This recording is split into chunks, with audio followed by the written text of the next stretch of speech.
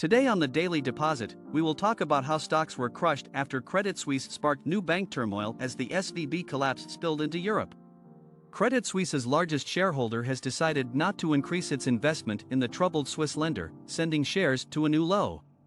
Credit Suisse Group shares fell to a new low on Wednesday after a key Saudi investor declined to provide additional support to the troubled Swiss lender, raising concerns about the global financial sector's health. Saudi National Bank, which owns a $1.5 billion stake in Credit Suisse following the group's capital-raising effort last year, said it was pleased with the bank's recent turnaround plans, which included the separation of its investment banking unit, and noted that its equity capital ratios were consistent with Swiss regulations. But Chairman Ammar Al-Qaderi said the bank couldn't go above its current 9.9% threshold due to a regulatory issue. Chairman Axel Lehmann dismissed the idea of seeking government assistance, telling a financial sector conference in Riyadh that the bank has strong capital ratios, a strong balance sheet, and that taxpayer assistance isn't a topic being discussed by the board. European bank shares were also dragged down by the Credit Suisse downdraft, as investors worried about the impact of Silicon Valley Bank's failure late last week, as well as the impact of surging central bank rate hikes on balance sheets and business models ahead of the European Central Bank's policy meeting in Frankfurt on Thursday.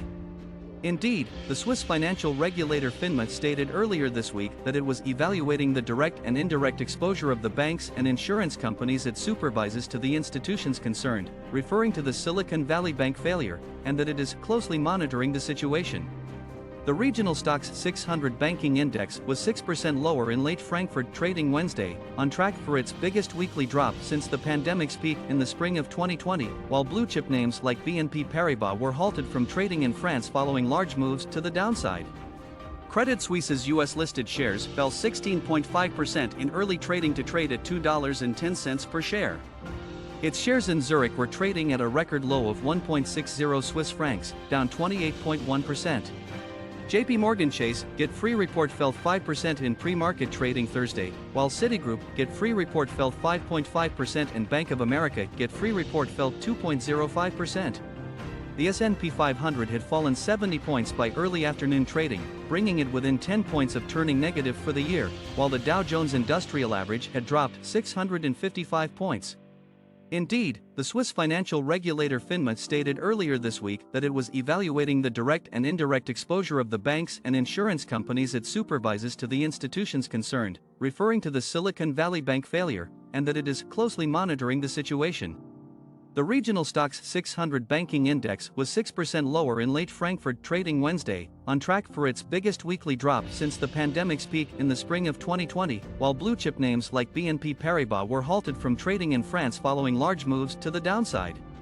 In overnight trading, benchmark 2-year Treasury note yields fell another 60 basis points from last night's levels to 3.807%, with 10-year paper pegged at 3.399%. The US dollar index, which measures the value of the greenback against a basket of 6 global currencies, was 1.32% higher at 104.967.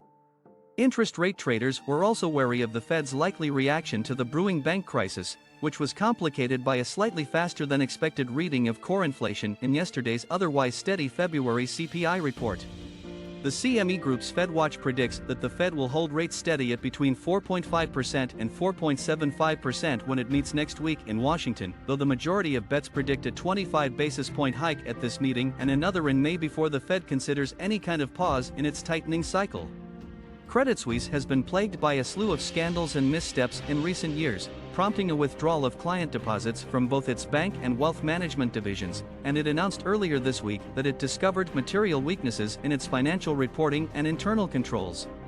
Credit Suisse said in its delayed annual report that the bank reported outflows of around $120 billion in the 3 months ending in December, causing it to fall below certain legal entity-level regulatory requirements at certain points during the quarter. You now have your deposit. If you enjoyed this story, please like it and subscribe, and don't forget to click the bell icon to be the first to receive all of my new material as it becomes available.